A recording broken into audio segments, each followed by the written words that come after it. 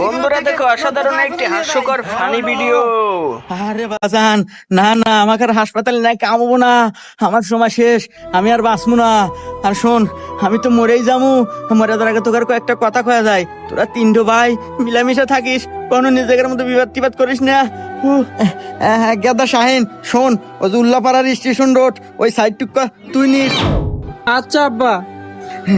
আর গাদা সিংকু তুই শোন, ওই যে সিরাজগঞ্জ চায়নাবাদ ওই সাইটে অনেক লোকজন, লোক আরো নয়, ওখানে ব্যবসাও ভালো হয়, ওই সাইডটুকু তুই নিস বাজান। ঠিক আছে আব্বা।